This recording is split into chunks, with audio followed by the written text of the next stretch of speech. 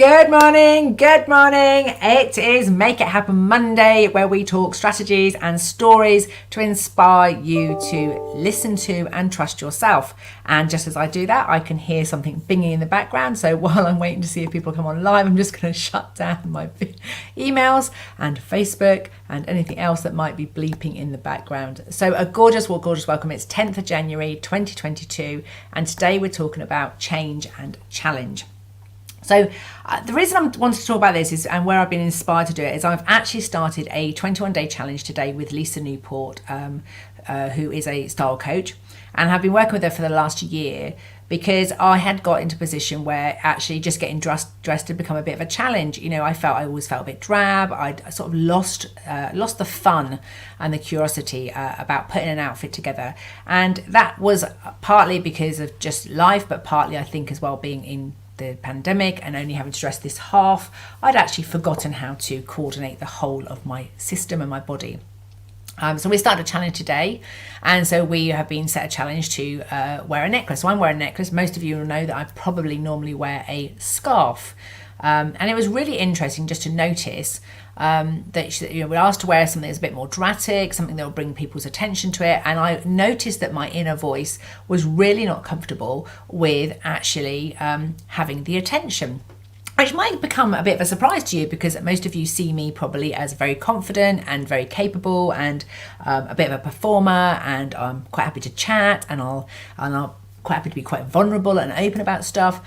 But what I've started to realise through the process of challenging myself to think about the way that I dress is that I have realised that there are definitely times, particularly through the winter and autumn, but also throughout the week and throughout the day, when actually what I really want to do is retreat. And I'm quite happy then to wear much more dark clothes, much more muted clothes, and kind of like hide in the background so that my bright colours do not bring attention to myself. So that was the one of the first things that happened about challenging. The second thing then happened is that somebody else that I know is doing a book challenge. It's starting on how to publish a book yourself. I know that Karen is doing another the Smart Author System challenge. So it's about Karen Williams, who's about getting your book written. And so I want to get my book written, I want to get my book published, and I want to look good, and I want my business to be profitable, and I want to eat really well, and I'm not going to be eating chocolate in January. And so what I started to notice is there was this kind of, the challenge has gone from being fun to being a bit of overwhelm. In fact, even as I say those things, list them all off, I can feel a discomfort in my stomach. So I want to talk about this because one of the reasons the 7-day Makeup and Motivator program came about was because when we went into lockdown in March 2020, I did a survey and I asked people, how can I best serve you? I had more time on my hands. I wasn't traveling as much. I wasn't going around. There was all of my live retreats, my 1 day, 2 day and 3 days obviously weren't running. And I was having to move all of my work. So my 1 day retreat was having to go onto an online program. And I did some research. And because of the massive change that we were going through, the feedback I got is the word challenge just puts me off.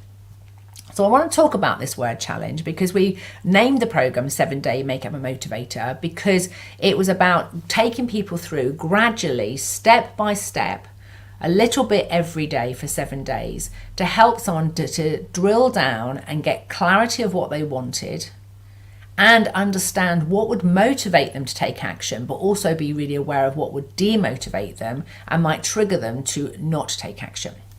With all that in mind, we really thought about the words that we were going to use, and we used the 7-day Makeup and Motivator, and it does challenge you.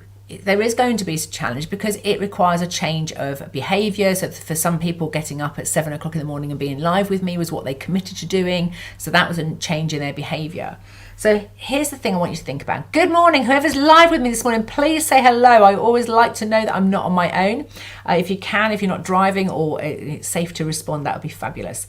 So I want you to think about these 3 things when it comes to change. If we have lots of change, we can get into overwhelm.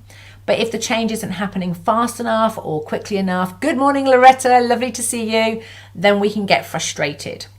And what happens is that when we have those overwhelm and frustration, we can feel an array of emotions. And I want to talk about that part of it, because what can happen, and I'd love to know your models for overwhelm and frustration, but even now as I was talking about all those things I'm working on changing, like grow the business, so I want more clients in the academy, I want to get more people and make it happen next week, I've got a retreat I'm running this Friday. When I think about all of those things at the same time, I get this real sort of tummy flipping feeling.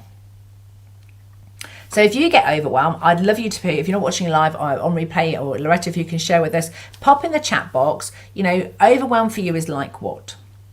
Equally, I'm looking, I've got rid of a load of diaries. Those that know that I got into coaching and I got into the work that I do now because of my role as a Slim and Well consultant back in 2000, from 1999 till 2008. And I started to think there was more I could do to motivate people, but also more to help people to make permanent changes. So it wasn't just this temporary weight loss. They'd lose it, go and put it back on, come back. It was great from a business model, but ethically it just didn't sit well with me. I felt there was more to the problem. And that's when I trained as a coach. That's when I started to realize that people's relationship with themselves and other people was impacting their decisions, perhaps wanting to conform, wanting to please other people, or not wanting to be excluded. Let's just take changing your food habits, for example. The minute you decide, for example, I've decided not to eat chocolate just for the month of January because I felt like I was just doing it on autopilot. I'd go to the shops, go to the garage, I'd buy chocolate, whatever. Day 4th of January, go to a family meal, get offered a lovely lunch and a lovely dessert, and the dessert's got chocolate on it. And I'm now going to have a conversation with people who've gone to a lot of effort, made a beautiful dessert, and I like dessert, I like sweet stuff, and I'm going to have to say no. And that caused overwhelm for me. That caused a little bit of frustration. Fortunately, they did offer cheese and biscuits, and I went, I'd much rather savoury, which is a bit of a fib, but it did mean I could keep to my challenge of not eating chocolate. So when we want to change a behaviour, often we've got to change the way that we talk to ourselves, but we also need to change the way we talk about ourselves to other people. So when I stopped drinking alcohol, I know lots of people struggled with that around me. They were like, sure, you don't want one? I'm like, no. And sometimes I've had to really sort of tell her that, the raw, really get to sort of, the reason I don't drink is because I suffer with depression. 3 or 4 days after, I get really, really low, and I got sick of having to pull myself out of that hole all the time. So I don't drink, I don't suffer with that. But some people really don't like it. So in there, I would say to people, look, you need to understand that if I drink, I get suicidal thoughts. I don't want to do this. But it was interesting that I had to almost sell this dramatic story, this really sort of like scary story, before people would back off and just say, it's okay, Cheryl, if you don't want to drink, it's okay. And so I've had to change the people that I spend time with. I've had to spend more time with people who are really okay that I don't drink, that I do things differently. And equally the same with chocolate and exercise and everything else that I want to do is different. So I want to find out from you, when you're going through change, think about the way you talk to yourself and about yourself. What's the stories that you tell yourself? What's the stories you tell other people? One of the classics I remember from the Slimming World days was, if you go around saying to your husband, your partner or your wife or whatever, I can't eat chocolate, and they want you to be happy, there's a really good chance they're going to go, go on, just have a bit. And they're going to think that's the kind of support you want because you're looking miserable. Whereas if you talk about the fact that I'm really proud of myself that I haven't eaten it, I'm really pleased with the effect it's having, I'm noticing I've got more energy, I'm noticing I'm having to think twice when I go to the garage and the shops, which definitely is my case. I went to the post office and the garage at the weekend, haven't really thought about chocolate all the time until I went for this meal with somebody and when I went shopping. And that's because they were my trigger points. That's when I would normally have picked up a cream egg or a bar of chocolate at the stand, and I had to recondition myself not to do that behaviour. So we've got overwhelm is horrible, almost a panic type feeling. And so when you've got an overwhelm that's horrible and it's almost a panic type feeling, my invitation is to notice where it is. Does it have a shape or side? And when it's a panic type feeling, that's like what? Is there anything else about it? If you can get the qualities of it, and then think about, so those of you know my book is From Overwhelm to Clarity. So I could ask you, Loretta, what would you like to have happen?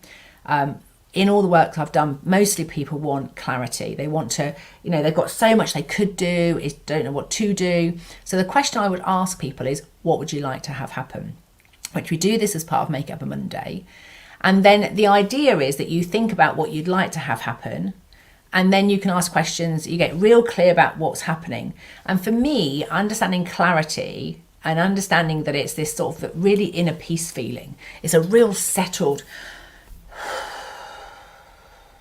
I can see, I can hear, I can feel, I can sense. I know with absolute clarity what I'd like to have happen.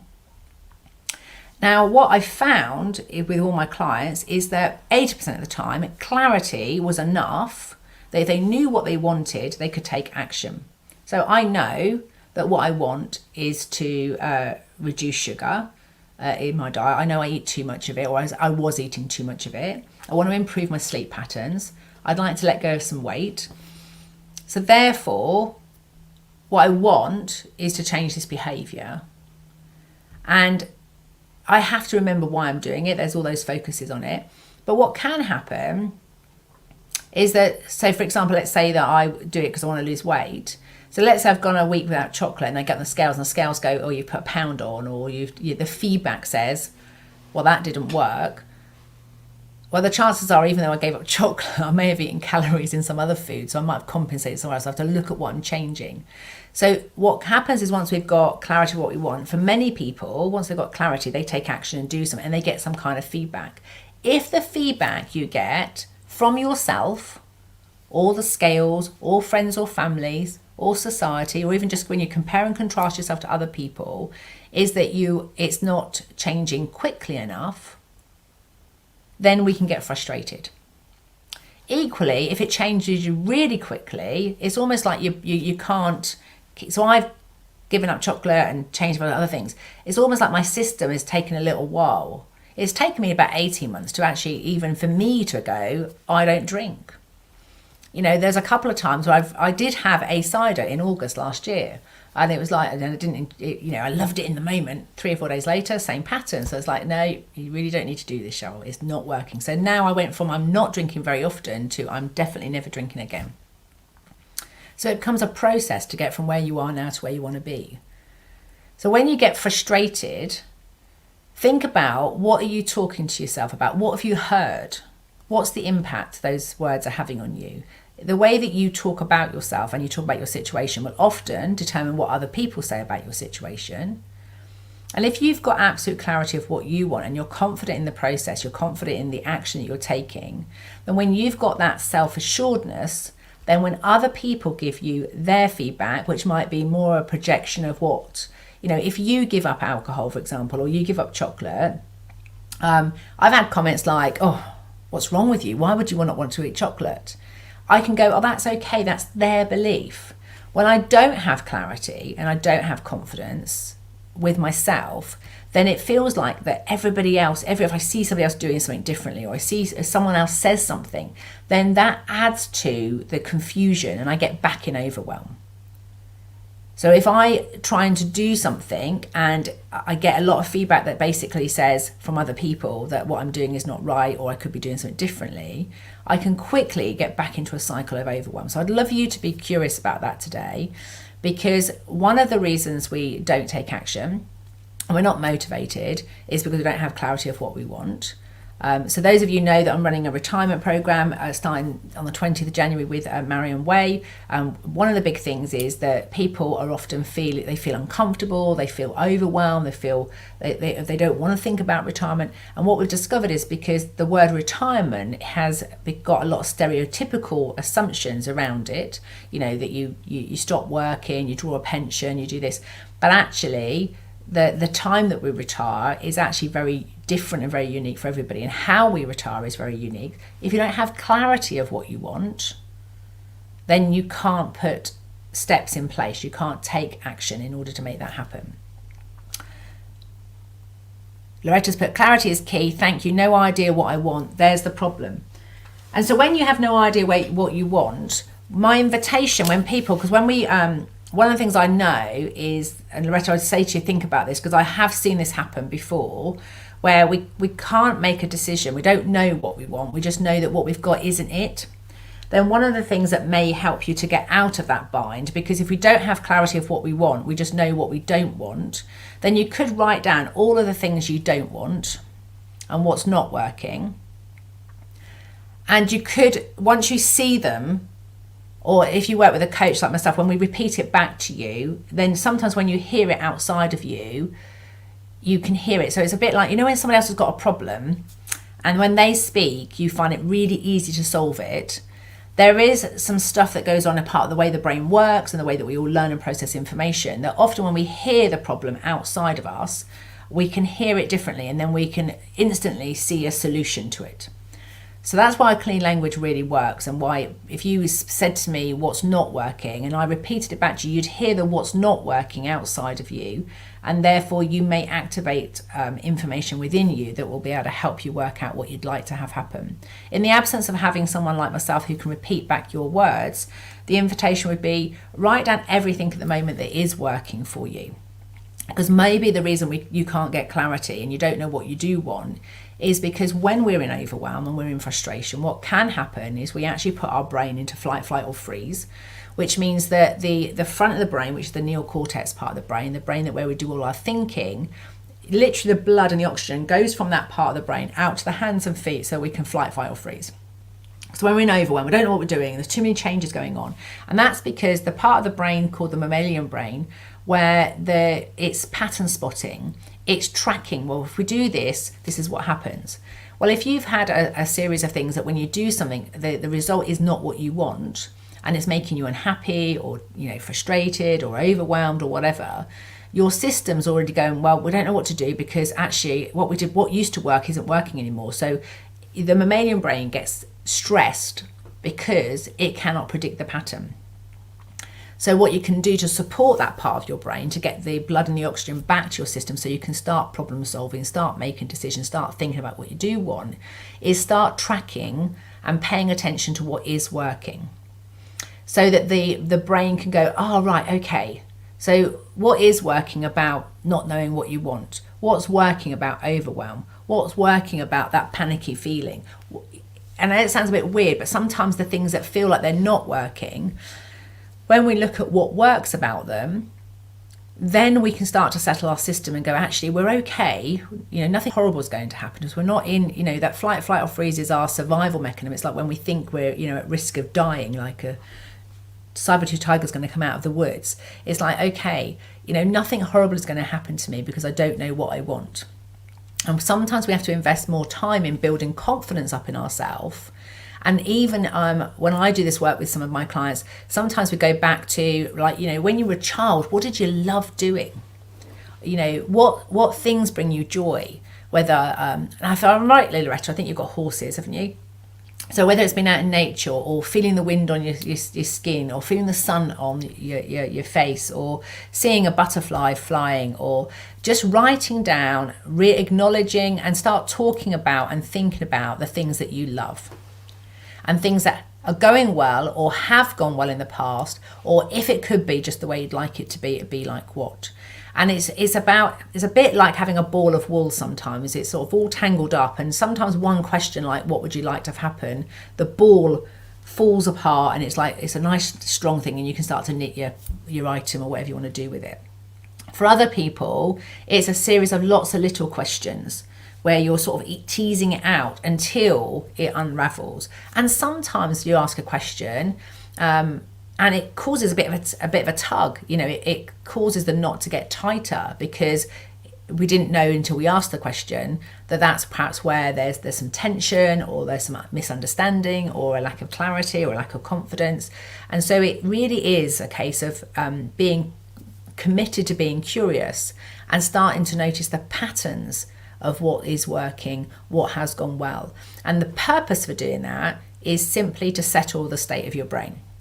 That when your brain, because you can't think and you can't make decisions when you are in flight, or freeze. And if you do make decisions, what tends to happen is our time perception is very much for like survival right now. And therefore it's not taking on board everything we've learned about what works, what didn't work, what could work better. It isn't considering what we want in the future, short term, medium term, long term. It's like just now to feel better. So if I were to be making a decision based from a sort of stressful place, then I probably would eat the chocolate because it will give me a temporary feeling of feeling good.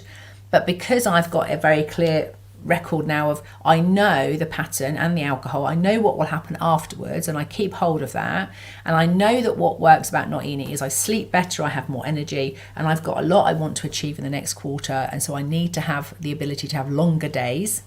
And interestingly enough, at the weekend I ate more sugar, I ate more unhealthy foods, and Sunday afternoon I said to myself, I just feel so tired. So even just talking to you now, I've remembered why I'm giving those things up, why I don't want them in my life, is because actually for the rest of the week I need to be able to get up early and be full of energy, and not eating those things is what gives me the energy. That's my purpose and reason for doing it. So I want you to think about yourself. If you're lacking clarity, then sometimes we have to spend more time in the confidence where we're tracking patterns, collecting the evidence, what is working, what has worked, what could work better, because we have to do that to settle our state. So one of the things we do on the Do That Get Out of Ditch Academy is twice a year we spend 8 weeks. So the next one starts in February. And we invest time going, when you're learning at your best, that's like what? When you're working at your best, that's like what? When you're living at your best, that's like what? And, you know, you might have to start with what's not working, and if it was just the way you'd like it to be, and just tease them out. And so that's why clients work with me over 6 or 18 months, because they'll do the course 2-3 times, because the first time I get asked the question, it's like, don't know what I want, don't know. But because the question has been sown in the mind and they can see other people answering it, they start to hear how other people answer the questions, and sometimes that's enough to go, oh, hadn't thought about it like that. Oh yeah, I could do it that way. Yeah, that's what I would like. Oh yeah. And when you start getting jealous of what other people have got, you can start to go, oh, is that what I want? Oh, maybe that is what I want. So you start to focus on your models and your patterns. Another thing that is really worthwhile doing if you are struggling with challenging is actually stop trying to make decisions and actually think about, how do you make decisions? Your decision making is like what? When I discovered that the part of the reason I kept getting in overwhelm is I was always making decisions based on what I thought other people wanted. Some of it is what they said, some of it was assumptions I'd made and what I'd inferred. And then I would do the best I could to make everybody happy. And then they would end up not being happy necessarily. And it turned out sometimes they were suggesting things they thought would make me happy, and I was doing things that I thought would make them happy. And actually none of us were doing what we really wanted. And that for some of us, particularly me, it took me 18 months to actually work out what I actually wanted, by my family going, and is that what you really want? And I'm like, no, I want to be with you, but I don't really want to be cycling, mountain biking. I want to be with you, but I don't really want to go to the cinema. And so it's that realization that actually this was about learning to really think about, what do I really want to have happen? And it took me a while. It's a muscle that I had to practice. But when you do it in a group and you hear what other people are wanting to have happen, sometimes that can give you some ideas that when you draw a blank, just thinking about it on your own, you're sort of like, I don't know, I have no idea. So that's the second thing to think about, is your confidence. I'm not sure what that's. Hi, Eri. I think that's just we're going to. Got somebody on YouTube just left us an online thing. I think that's probably not very helpful, but I'll just check with that later. The third thing to think about if you're in overwhelm and you're feeling challenged by challenges is to think about your relationship with change itself. My experience is that overwhelm happens when lots of change is happening, or lots of change is anticipated. And so sometimes if we have lost that love of change, sometimes our system goes into flight, or freeze, and it won't even let us make a decision. It won't let us to even think about doing something differently, because it's just like it's one more change on top of another thing. So sometimes we have to go back and look at all the things that have changed and give ourselves time to process the emotions, the loss, the grief, the sadness, because with every change that we bring in, so for me, the not eating chocolate means that I've got to change my behaviour and my routine when I go to the shops. But also it changes my dynamic and my relationships with other people. People that are making puddings, they perhaps now have to consider not having chocolate for me. Or more to the point, if I don't join in and don't eat dessert with them, they have to be okay with that. And I have to be okay with them not being okay if they're not okay. all of that is part of the change process. So if you've got clarity of what you want and you've got confidence in what's working, what's not working, then if you're really struggling, think about your relationship with change itself. Think about what it is, what do you need in order to resource and support yourself in order to get through the change. And for some people, they need some quiet time alone in order to process. Other people, they need to hear some encouraging words outside, and anything in between. Your what you need to be able to get through change will be different for each and every one of us. So they're the three things I want you to think about today when you're managing challenging times and you've got a challenge going on, you feel challenged. Think about what would you like to have happen, which brings us on to the clarity questions for the end of today. So let's think about that. Given what you've heard today, what would you like to have happen? And then thinking about what you'd like to have happen, once you've got that written down, you might want to pause the video or come back to this later. What would you like to have happen? Think about how do you need to be? So think about those confidence. How do you need to be? If you need to be calm or assertive, what works for you to be calm and assertive? Think about times when you have been that. And then for you to be calm and assertive, what kind of resource or support might you need? And as always, please don't forget that we've got the 7-Day Make Happen Motivator starting next Monday. You're very welcome to join us. And I've just popped the 7-Day Make Happen Motivator into the link for that. And if it interests you to come to and join the Academy and you want to find out more about what you need to work, learn and live at your best and to make better decisions, then please get in touch. I really would love to see you there. In the meantime, have an amazing week. Please share your stories and successes. It makes a big difference to my day when you comment. Thank you, Loretta, for joining me live, and for Eri for joining us on YouTube. It really does make my day when I'm not here talking to myself. So have a fantastic week and see you all soon.